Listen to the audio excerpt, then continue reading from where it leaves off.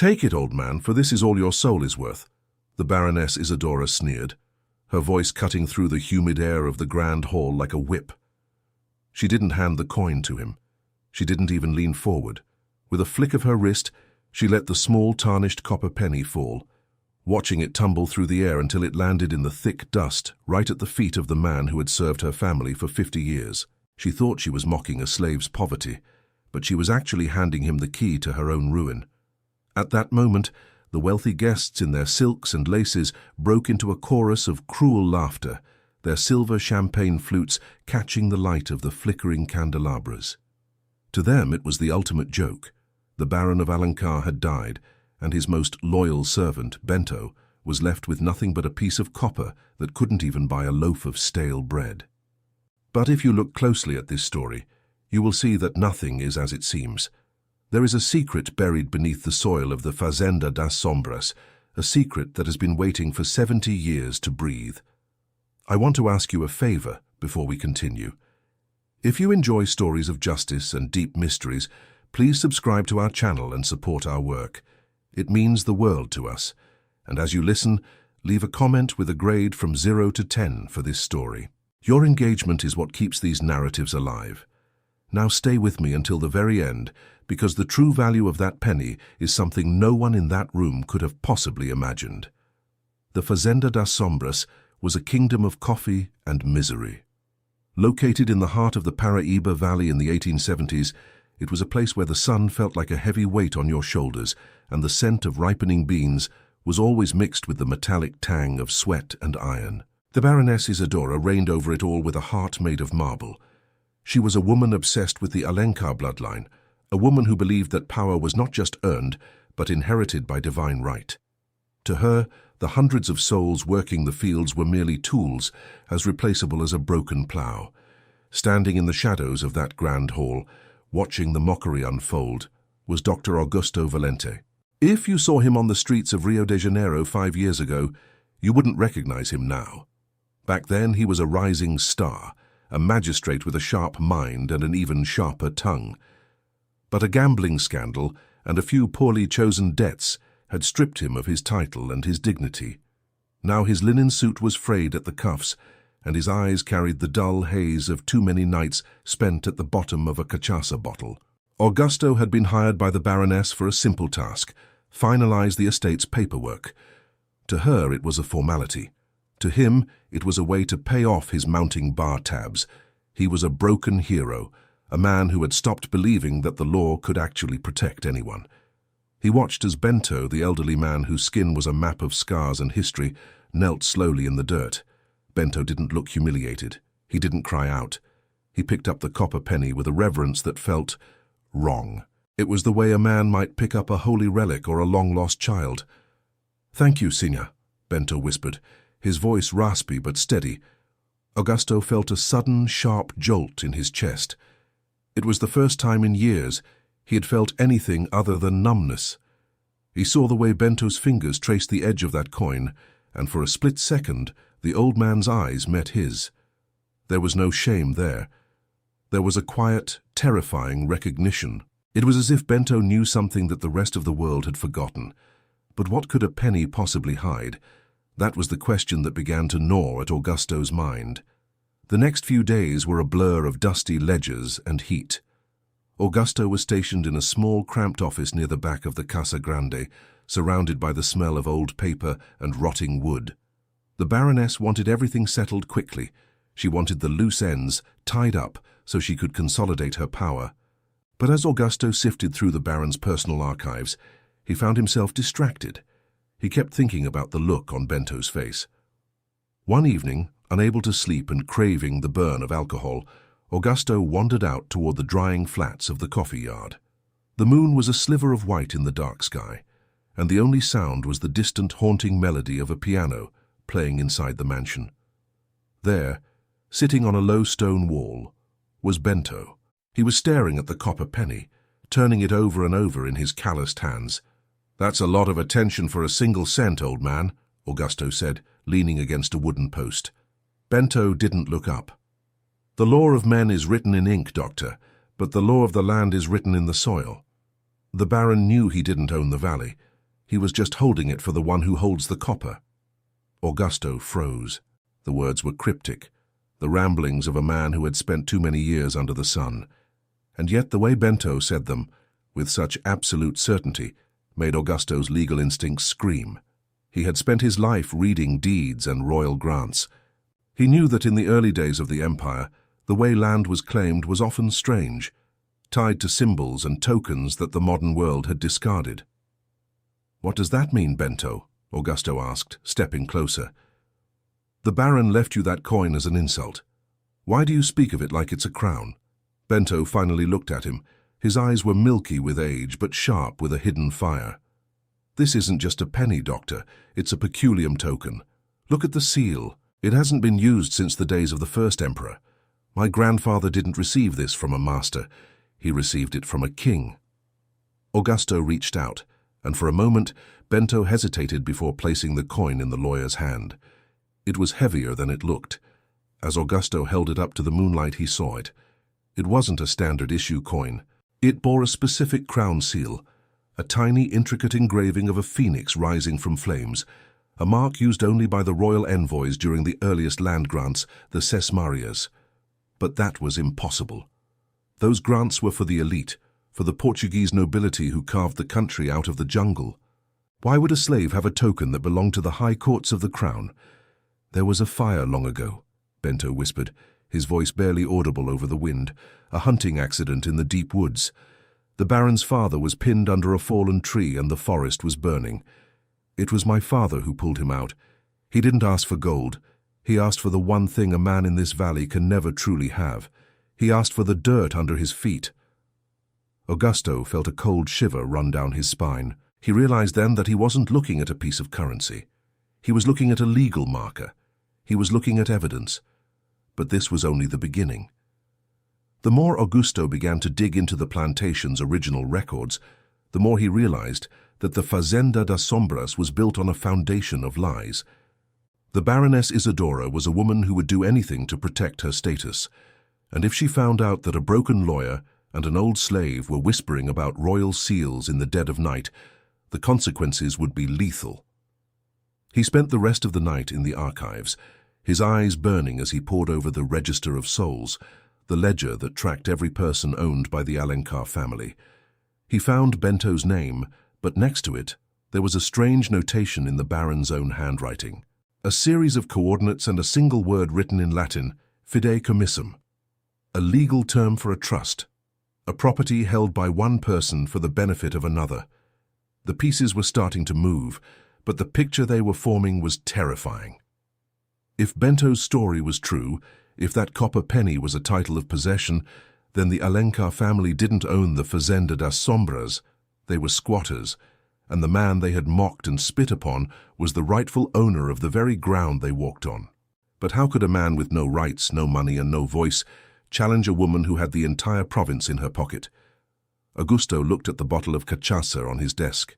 For the first time in years, he didn't reach for it. He reached for his pen. He didn't know it yet, but the Baroness was already watching him. She had noticed his frequent trips to the archives. She had seen him talking to Bento. And in her world, curiosity wasn't just a trait. It was a death sentence. "He's digging," she whispered to her head overseer, a brutal man named Ricardo, as they stood on the balcony overlooking the fields. "He thinks he's found a spark in the ashes. Make sure that spark never becomes a flame, Ricardo. And if the old man is the one holding the match, see to it that he is removed. I want him sold to the mines by the end of the week." The clock was ticking. A royal judge, the ouvidor, was scheduled to pass through the province in 10 days. It was the only chance for justice, a fleeting window where the law of the empire might actually listen to the truth. But 10 days was a lifetime in the Fazenda das Sombras. Augusto knew he had to act, but he was afraid. He was a coward who had fled his own life once before. Could he really stand up to the power of the Alencars? Could he risk what little he had left for a man the world had already forgotten? "The secret is in the soil," Bento had said. And as the sun began to rise over the coffee fields, staining the horizon the color of blood, Augusto Valente realized that he was no longer just a clerk. He was a man holding a secret that could topple an empire, and the weight of it was just beginning to settle on his heart. But he was wrong about one thing. He thought he was the one protecting Bento. He didn't realize that Bento had been protecting the truth for 50 years, waiting for a man who was broken enough to finally see it. The heavy iron key turned in the lock of the plantation's archive room with a groan that sounded like a warning. Augusto Valente stepped inside, the air thick with the smell of damp parchment and the restless ghosts of 1,000 transactions. This was his sanctuary and his prison, a small windowless chamber where the history of the Fazenda das Sombras was kept in neatly bound ledgers. To the world, he was just a clerk with a stained collar and a fondness for cheap spirits. But as he sat at his desk, staring at the copper penny he had tucked into his vest pocket, he felt a spark of the man he used to be.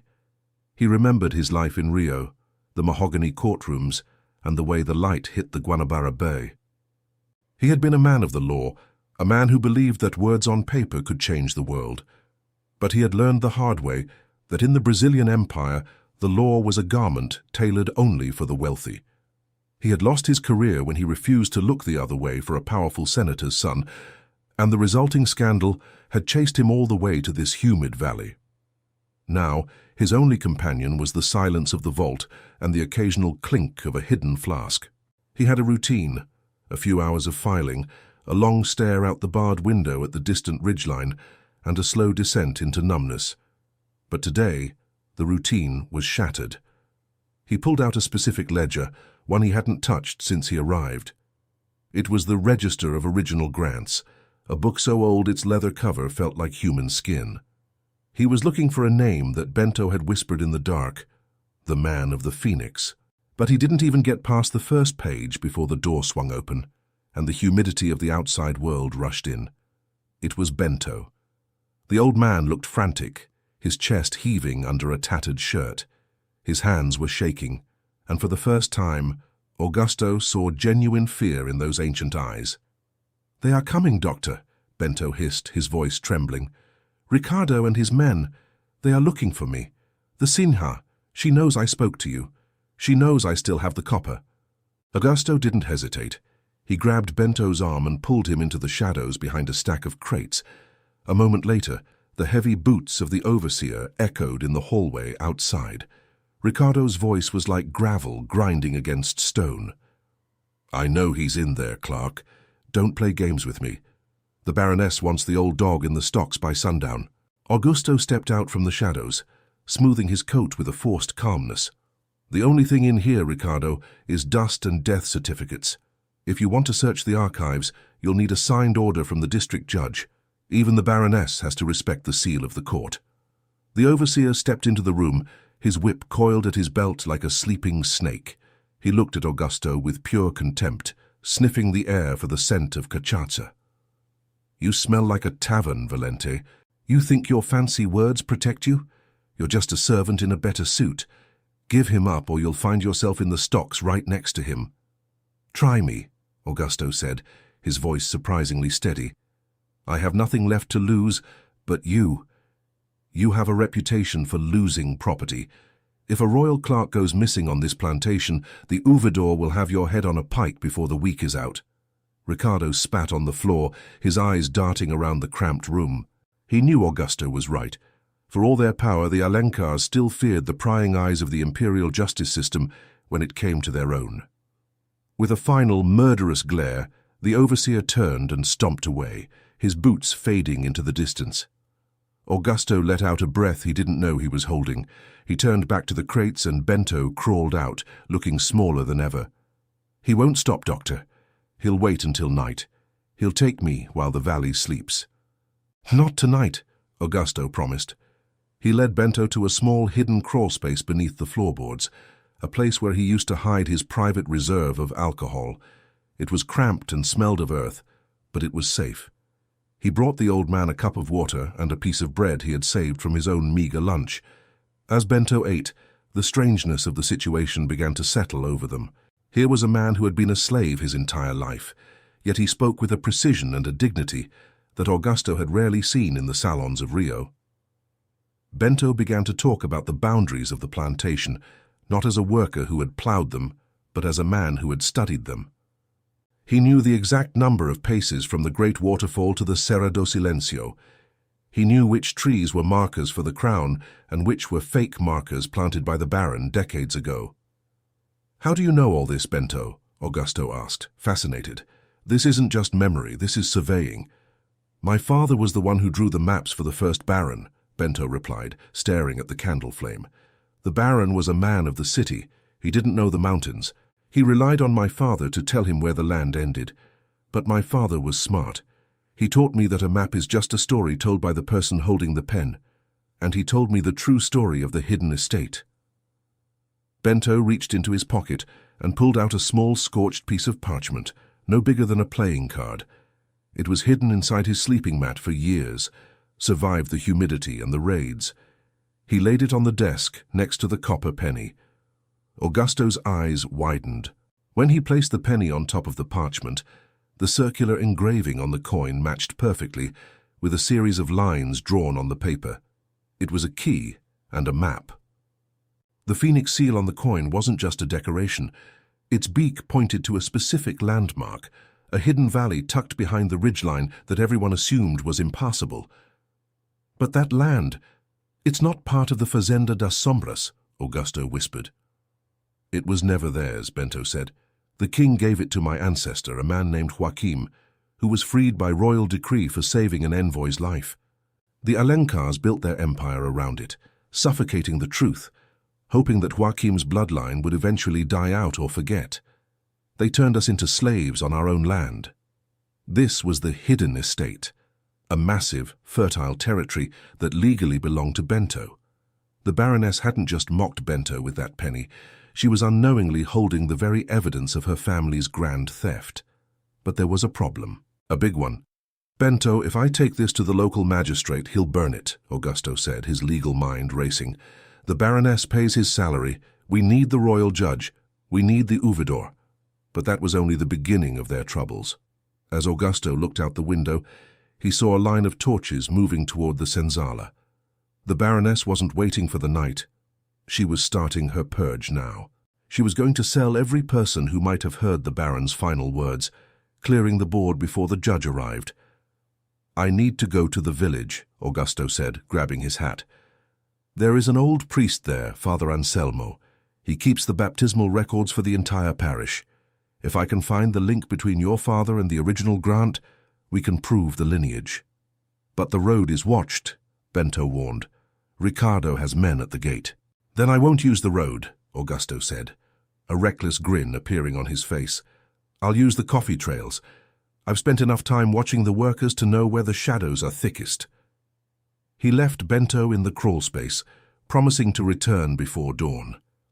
As he slipped out of the archive room and into the cooling air of the evening, he felt a strange sense of purpose. For the first time in his life, he wasn't running away from a scandal. He was running toward a fight. But as he reached the edge of the plantation, he heard a sound that made his blood run cold. It wasn't the sound of the wind or the distant piano. It was the sound of a horse galloping toward the main house, and the rider was shouting something that changed everything. "The ouvidor is early. His carriage is at the crossing. He'll be here by morning." The deadline had moved. Augusto didn't have days anymore. He had hours. He had to get to the priest, find the records, and get back to Bento before the Baroness realized her time was running out. And he knew, deep in his gut, that the Baroness would rather burn the entire plantation to the ground than let a single cent of her empire go to a man like Bento. The stakes were higher than he ever imagined. If he failed, Bento wouldn't just be sold, he would be erased. And Augusto Valente would go back to being a man who hid in a bottle, haunted by the one chance he had to actually be a hero. But he couldn't let that happen. Not today. Not while he still had the copper penny in his pocket. The news of the royal judge's early arrival spread through the Fazenda das Sombras like a wildfire in a dry cane field. For the Baroness Isidora, it was a sudden crack in her carefully polished armor. For Augusto Valente, it was the sound of a closing trap. He stood at the edge of the coffee groves, the shadows of the tall plants stretching out like skeletal fingers. Every second was a heartbeat he couldn't afford to waste. He had to reach the village, find Father Anselmo, and return with the proof before the sun hit the horizon. But the Baroness was no fool. She knew that the law, while often her servant could be a fickle master when a royal envoy was involved. She stood on the veranda of the Casa Grande, her eyes fixed on the distant road where the dust of the judge's carriage was already visible. "Ricardo," she barked, her voice sharp enough to draw blood. "Find that drunkard lawyer, and if the old man isn't in the stocks by the time the judge steps out of his carriage, it will be your back that meets the whip." Augusto didn't use the road. He knew the hidden paths, the narrow trails used by the workers to move between the drying flats and the deep woods. The ground was slick with mud from a recent rain, and the air was thick with the suffocating scent of damp earth and rotting vegetation. His heart hammered against his ribs, a frantic rhythm that reminded him he was no longer the young, agile man he had been in Rio. His lungs burned and his hands shook, not from the lack of cachaça this time, but from pure, unadulterated adrenaline. He reached the village of Santo Antonio just as the church bells were tolling for the evening prayer. The village was a small cluster of whitewashed buildings huddled around a stone chapel that felt older than the empire itself. He burst through the heavy oak doors, his breath coming in ragged gasps. Father Anselmo was at the altar, extinguishing the last of the candles. The old priest turned, his face etched with 1,000 sorrows, and looked at the disheveled man standing in the aisle. "Dr. Valente?" the priest whispered, his voice echoing in the hollow silence of the chapel. "You look like a man who has seen a ghost." "I've seen something much worse, Father," Augusto said, stumbling forward. "I've seen the truth. I need the baptismal records, the ones from the time of the first Baron. I need to find the name Joachim." Father Anselmo hesitated. He knew the power of the Alencar family.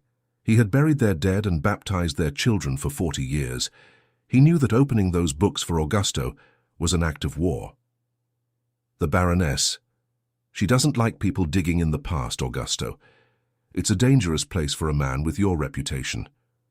"My reputation is already in the dirt, Father," Augusto countered, his eyes burning with a desperate intensity.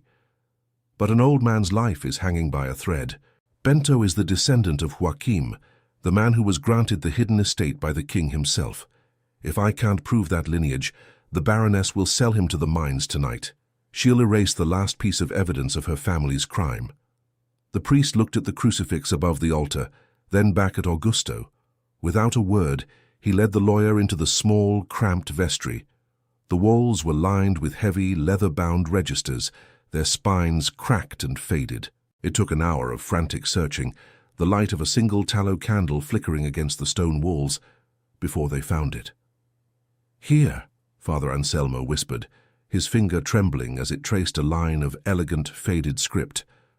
"Joachim, born of Maria, a woman of color, and recognized by royal decree as a free man. It's all here, Augusto. The manumission, the grant of land, and the link to Bento's father." But what Augusto found next was even more shocking. Tucked between the pages of the baptismal register was a loose sheet of paper, a letter written in the hand of the late Baron of Alencar. It was a confession, a final plea for forgiveness addressed to a priest who had long since passed away.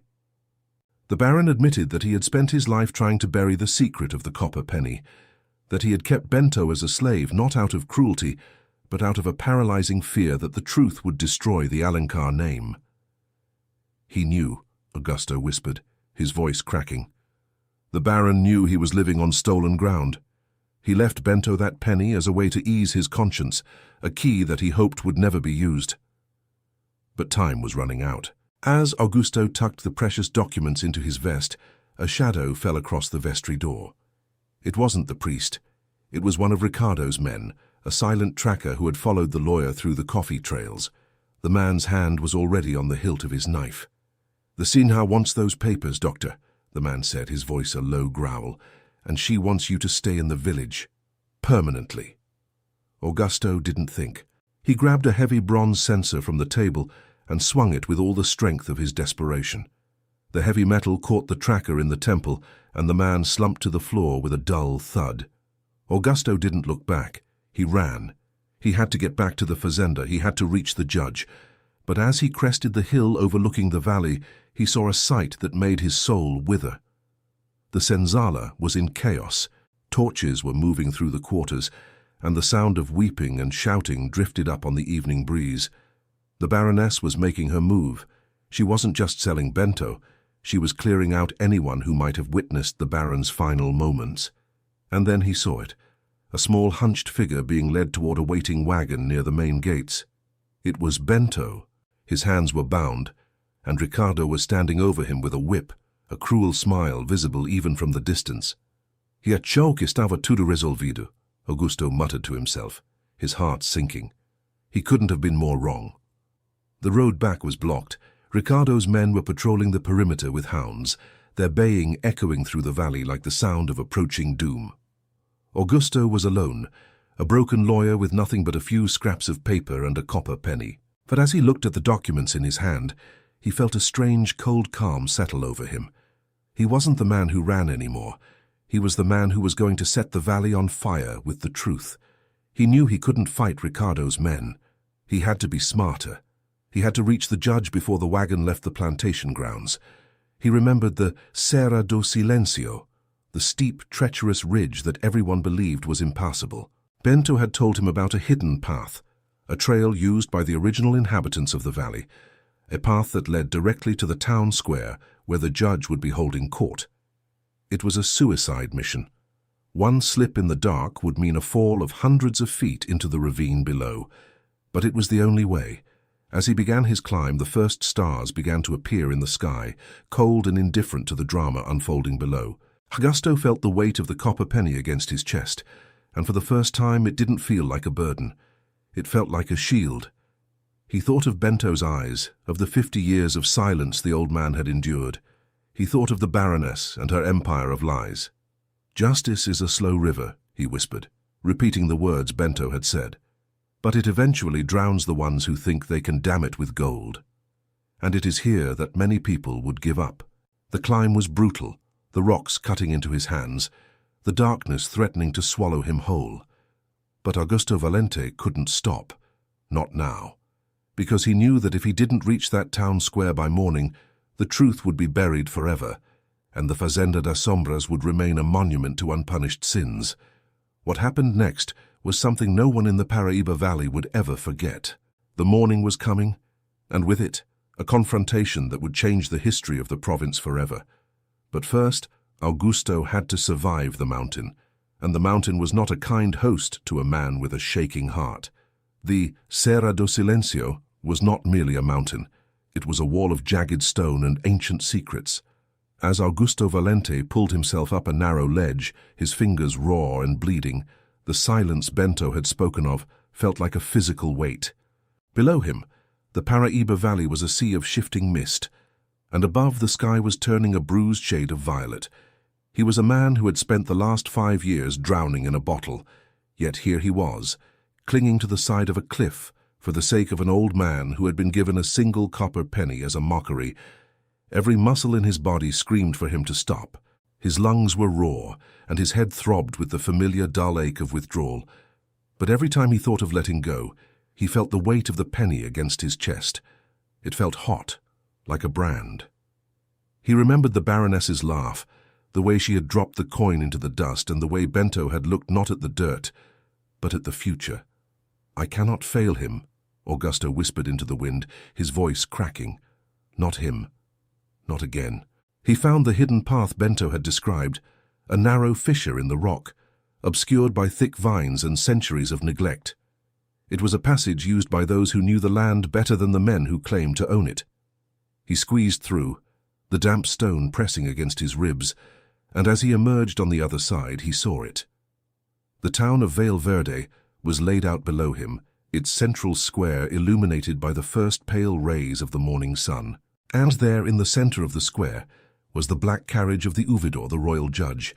But the Baroness was already there. She had arrived with the pomp of an empress, her carriage draped in velvet, her silk dress rustling as she stepped onto the cobblestones. She was surrounded by her personal guard, and Ricardo stood at her side, his whip coiled, but his hand resting on the hilt of a pistol. They looked invincible. To the townspeople gathered in the square, the Alencar family was the law. The idea of anyone challenging them was as absurd as the sun refusing to rise. Augusto stumbled down the final slope, his clothes torn, his face smeared with mud and dried blood. He looked like a madman, a spectre rising from the mountain. He reached the edge of the square just as the royal judge, a man with a face as rigid as a legal statute, took his seat at a heavy oak table placed in front of the town hall. "The court of the Empire is now in session," the judge announced, his voice carrying a cold authority that silenced the murmurs of the crowd. "We are here to finalize the estate of the late Baron of Alencar and to hear any petitions regarding the distribution of his property." The Baroness stepped forward, a practiced mask of grief on her face. "Your Honor, the transition is simple. My husband left everything to the Alencar name, to be held in trust by myself for our lineage. There are no valid claims, only the usual grumbling of the ungrateful." "And what of the man named Bento?" the judge asked, glancing at a ledger. "I see a notation here regarding a final bequest." The Baroness let out a soft, melodic laugh that chilled Augusto's blood. "A small matter of a copper penny, Your Honor, a sentimental token for a lifetime of service. The man has already been processed for transfer to the interior. He is of no consequence to these proceedings." "That is a lie." The shout tore through the square, and every head turned toward the ragged figure stumbling into the light. Augusto Valente didn't look like a lawyer. He looked like a man who had crawled out of a grave. Ricardo moved to intercept him, his hand going to his pistol, but the judge raised a hand. "Stay your hand, overseer," the judge commanded. "This man wears the seal of a royal clerk, however tattered it may be. Speak, Dr. Valente. What claim do you bring before this court?" Augusto stood in the center of the square, his legs shaking but his voice as clear as a bell. He reached into his vest and pulled out the baptismal record and the letter from the late Baron. "I bring a claim of blood and soil, Your Honor. I bring proof that the Fazenda das Sombras is built on stolen ground. I bring the testament of a man who knew he was a thief and spent his life trying to bury the victim." The Baroness's face turned a ghostly white, but she didn't lose her composure. "He is a drunkard, Your Honor, a disgraced gambler who has spent his time at the Fazenda, stealing my husband's cachaça. His words are worth less than the mud on his boots." "Perhaps," Augusto said, stepping closer to the judge's table. "But is the king's seal worth less than mud? Is the royal decree of 1822 a drunkard's hallucination?" He laid the copper penny on the table. It looked small and insignificant against the heavy oak, but as the judge leaned forward, his eyes widened. Augusto then laid the map Bento had given him next to the coin. He showed how the beak of the phoenix on the penny aligned with the landmarks on the scorched parchment. "This is not a penny, Your Honor," Augusto said, his voice dropping to a whisper that everyone in the square could hear. "This is a peculium token, a title of possession for the hidden estate, a grant given directly by the crown to the ancestor of the man the Baroness is trying to sell into the mines tonight." But the Baroness wasn't finished. She knew that in this province papers could be burned and witnesses could be silenced. "Even if such a grant existed," she sneered, "there is no proof that this slave is the descendant of that man. Names are easily forged, Doctor." "And what of the Baron's own hand?" Augusto asked, holding up the confession he had found in the church. "What of a man's dying breath, begging for the soul of a servant he knew was his rightful master?" And that was where the landslide began. Augusto read the letter aloud, the words of the dead Baron echoing through the square, detailing the hunting accident, the debt of life, and the deliberate theft of the land. The crowd was silent, the weight of the truth pressing down on them. They looked at the Baroness, and for the first time they didn't see an empress. They saw a woman standing on a collapsing foundation, but the worst was yet to come for her. Because the wagon carrying Bento was just entering the square, and the old man was looking directly at the judge. "But he achou que estava tudo resolvido," Augusto thought, watching the judge's face. He couldn't have been more wrong. This was only the beginning of the fall. The judge picked up the copper penny, his fingers tracing the phoenix. He looked at the Baroness, then at Bento, and then at the mountain that had hidden the truth for 70 years. The law was finally beginning to move, and it was a river that no amount of gold could stop. The royal judge, a man whose silence was heavier than any sentence he had ever passed, slowly stood up. He held the copper penny between his thumb and forefinger, letting the morning sun catch the tarnished phoenix. The Baroness Isadora tried to speak, her mouth opening like a landed fish, but the judge merely looked at her, and the words died in her throat. The square was so silent that the fluttering of a bird's wings sounded like a drumbeat. "The law of the Empire is not a toy for the powerful to break at their whim," the judge began, his voice echoing off the stone walls of the town hall. "I have examined the royal ledger. I have read the late Baron's own confession witnessed by the church, and I have held the token that this woman thought was a mockery." He turned his gaze toward Bento, who was being helped down from the wagon by a trembling Ricardo. "Bento of Alencar, you are no longer a servant of this house. By the authority of the crown, I grant you your Carta de Alforia effective immediately. Your servitude was not only a cruelty, it was a crime against a royal decree." A collective gasp swept through the crowd. But the judge wasn't finished. He pointed toward the ridgeline of the mountain Augusto had just descended. "The land known as the Fazenda das Sombras has been illegally expanded upon crown territory for 40 years. The Alencar family is hereby evicted from the main estate. The hidden valley, as described in this token, is returned to the bloodline of Joachim. Bento, the land is yours. The Alencar house and its holdings are seized by the crown to pay for the decades of illegal labor you and your people have endured." The world changed in a heartbeat. The Baroness let out a strangled cry, her knees buckling as she collapsed onto the very cobblestones where she had expected to be worshipped. Ricardo, seeing the tide turn, tried to slip away into the crowd, but the town guards were faster. He was shackled in the same irons Bento had worn only moments before, but the most powerful moment was yet to come. Bento walked toward Augusto, his steps slow but dignified. He didn't look at the weeping Baroness. He didn't look at the ruined empire. He looked at the disheveled lawyer who had risked everything for a man he barely knew. Bento reached out and took the copper penny from the judge's table, but instead of keeping it, he pressed it into Augusto's palm. "Keep it, Doctor," Bento whispered. "To the world it was a cent. To the Baroness it was an insult. But to us, it was the weight that tipped the scales of justice." The months that followed were a time of healing. The Baroness was seen leaving the Casa Grande with only a single trunk. Her prestige evaporated like mist in the sun. Bento didn't take up residence in the mansion. He left it to rot as a monument to the past. Instead, he led his people into the hidden valley, creating what the locals began to call the Quilombo of Law, a sanctuary where freedom was not a gift from a master, but a right born from the soil. Augusto Valente stayed in the valley. He never returned to the salons of Rio. He lived in a small honest house near the ridge, and the bottle of cachaça stayed empty. He became the legal voice for those who had none, a man whose word was now as solid as the mountain he had climbed. He often sat on his veranda, looking out over the fertile valley, holding the polished copper penny that now hung from a simple silver chain around his neck. The symbol of a slave's mocked inheritance had become the foundation of a new life.